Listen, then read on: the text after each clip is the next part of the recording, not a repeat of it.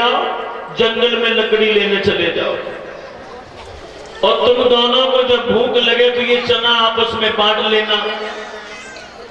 सुदामा ने वो चना की पोटली छुपा ली है, कन्हैया को साथ लेके जंगल में चले गए। जंगल में पहुंचे हैं, भगवान श्याम सुंदर ने सुदामा से कहा, भैया आप जमीन पर खड़े हो जाओ और हम इस वृक्ष पर चढ़ जाते हैं। कन्हैया वृक्ष के ऊपर चढ़ जाते हैं, लकड़ियों को तोड़ तोड़ के जमीन पर डालने लगे। ऐसा ही नहीं, लकड़ी लाने में उन्हें मगर हो गई शाम, पानी भी पड़ने लगा, लौट न पाए।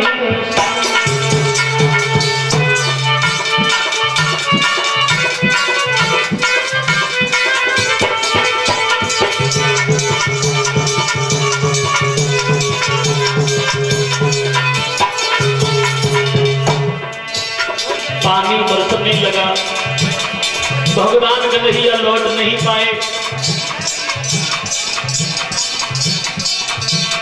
वो घोर रात को महीना, पानी पर पानी आता है, प्रभु गणपति गुरु की सेवा में वृक्ष सहित उड़ाता है।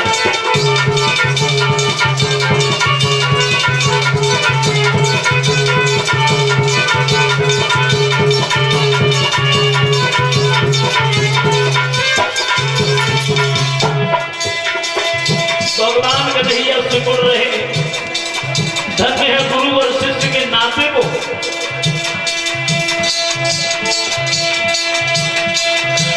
जो चना सुदामा बांटे था, मनमोहन को दिए नहीं, धीरे धीरे चमक लगा, चट फिर चट किए नहीं।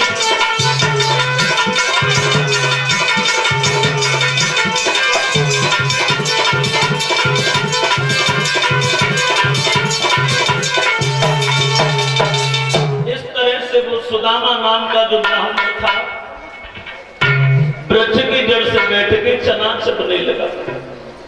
कन्हैया ने जैसी कट-कट शब्द सुना, कन्हैया पूछने लगे, भैया क्या खा रहा है?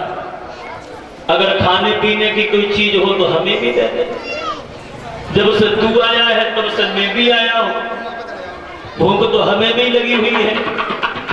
सुदामा बोला, कन्हैया मेरे पास क्या रखा है? ऊपर से पानी बरस रहा है, ठंडी ठंडी हवा के थपेड़े मेरे बदन में समा रहे हैं, सर्दी की वजह से मेरा सारा शरीर थर थर कांप रहा है, और तुझे कटकट जैसा शब्द सुनाई दे रहा है। झूठ भूल गया सुदामा। भगवान कन्हैया क्या नहीं जानते थे, तन की जाने मन की जाने, जाने चित्त की चोरी। ऐसे प्रभु से कहा छिपो है जिनके हाथ में जग की डोरी।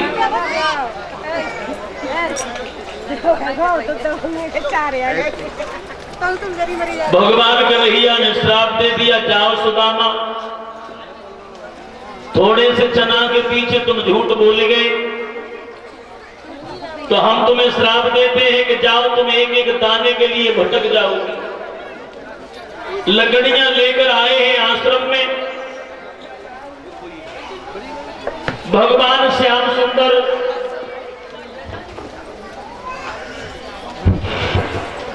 64 दिन तक रहे हैं आश्रम में, 64 कलाओं का अध्ययन किया, और जब चले हैं तो गुरु सांदीपन से कहा है, गुरु जी मांग लो, हम तुम्हें गुरु दक्षिणा देना चाहते हैं। तो गुरु सांदीपन कहने लगे, लाला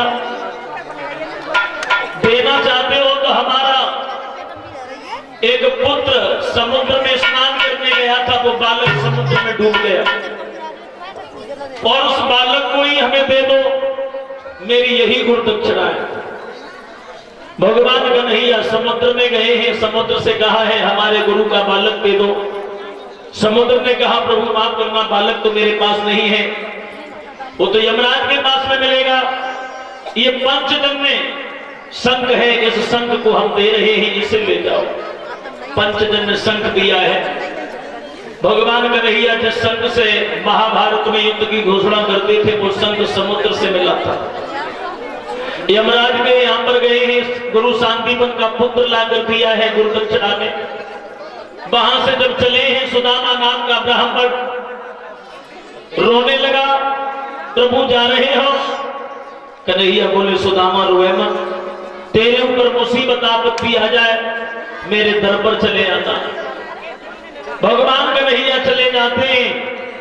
भगवान कन्हैया अपने शुभ कर्मों से द्वारका के राजा भये और कन्हैया ने जो ये विद्या ग्रहण की थी मथुरा में जब रह रहे थे भगवान कृष्ण, तभी विद्या ग्रहण कर ली थी। साथियों,